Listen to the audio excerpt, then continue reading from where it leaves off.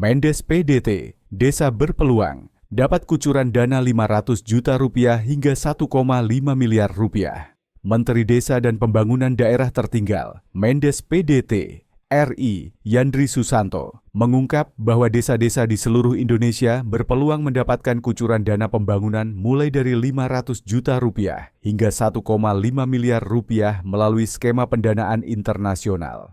Hal itu disampaikan Yandri usai menghadiri peresmian Pos Bantuan Hukum, Pos Bakum, Desa Garis Miring Kelurahan, pembukaan pelatihan paralegal, Desa Garis Miring Kelurahan, serta deklarasi Desa Bersinar, Bersih Narkoba yang digelar di halaman Pogombo, Kantor Gubernur Provinsi Sulawesi Tengah, Rabu, 4 Februari 2026. Yandri menjelaskan, selain dana desa, Kementerian Desa dan Pembangunan Daerah Tertinggal memiliki sejumlah program strategis yang didukung lembaga internasional. Salah satunya adalah program transformasi ekonomi kampung terpadu, TEKAD, yang bekerja sama dengan International Fund for Agricultural Development, IFAD.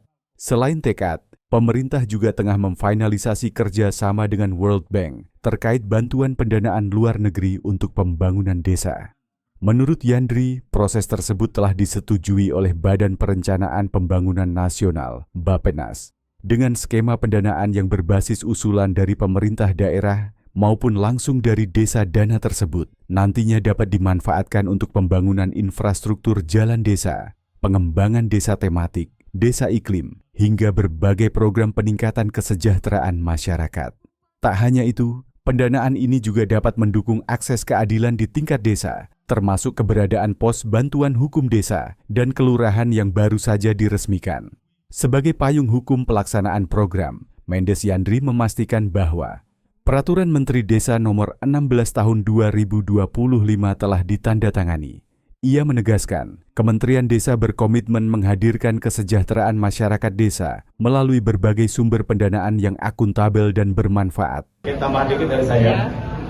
Kami dari Kemendes tentu terima kasih kepada Pak Menteri Hukum yang sudah kerjanya luar biasa terhadap pos bantuan hukum di tingkat desa. Ini sangat diperlukan karena kita tidak mau silang sengketa di desa itu naik ke pengadilan umum, karena kalau naik ke pengadilan umum ya tentu yang menang jadi alang, yang kalah jadi abu. Kita ingin ketentraman, kehidupan, persatuan di tingkat desa menjadi modal utama untuk menyukseskan program strategis Bapak Presiden Prabowo.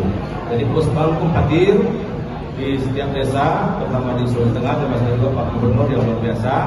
Ini bisa menghadirkan energi baru, energi positif, energi keguyuban untuk kita semua. Kalau ada masalah bisa diselesaikan dengan sistem kekeluargaan tanpa harus ada yang terlukai berkelanjutan, tapi dalam rangka keguyuban itu selesaikan dengan kekeluargaan melalui paralegal dan untuk juru damai yang ada di desa. Sekali lagi kami dari Kemendes siap selalu bekerjasama dengan kementerian lembaga, terutama Kementerian Hukum, pemerintah daerah, termasuk kepala desa untuk menyelesaikan cita-cita ke-6 Bapak Presiden, membangun dari desa dan dari bawah untuk pemerintahan ekonomi dan pemerintahan kemiskinan. Dan tadi juga terima kasih Pos Bantuan juga insya Allah akan bermanfaat karena tadi juga ada deklarasi Desa Bersinar, Desa Bersih dari Narkoba. Itu juga persoalan serius di tingkat desa hari ini, maka kolaborasi kementerian lembaga selalu kita kedepankan, tidak boleh ada ego sektoral. Semua harus kita lakukan yang terbaik buat rakyat dimanapun mereka berada, terutama di tingkat desa. Terima kasih.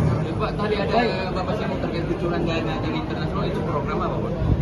Oh itu, jadi kita kalau di Kementerian Desa itu memang banyak program ya, di luar dana desa. Jadi misalnya ada tekad transformasi ekonomi kampung terpadu. Itu dari lembaga PBB, dari IFAD, dari International Fund for Agriculture untuk pembangunan pertanian. Kita teruskan ke daerah-daerah tertinggal di Nusa Timur. Nah kami insya Allah dalam waktu dekat juga akan ada kesepakatan final dengan World Bank, yaitu untuk membangun desa melalui bantuan dari luar negeri. Dan itu sudah insya Allah disetujui Bappenas.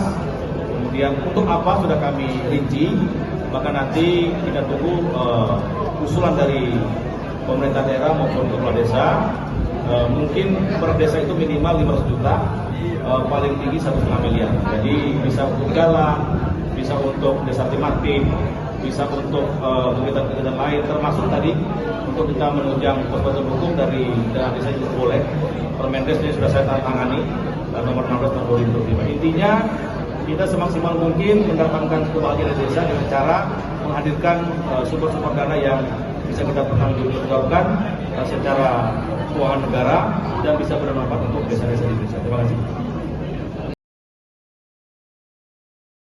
PLN UIP Sulawesi menanam 7.000 bibit mangrove di pesisir Tamalatea, Kabupaten Jeneponto. Upaya ini menjadi langkah nyata dalam menjaga lingkungan sekaligus melindungi pantai dari ancaman abrasi. Bersama pemerintah daerah dan masyarakat setempat, PLN berharap aksi ini dapat memberikan manfaat jangka panjang bagi masyarakat Jeneponto.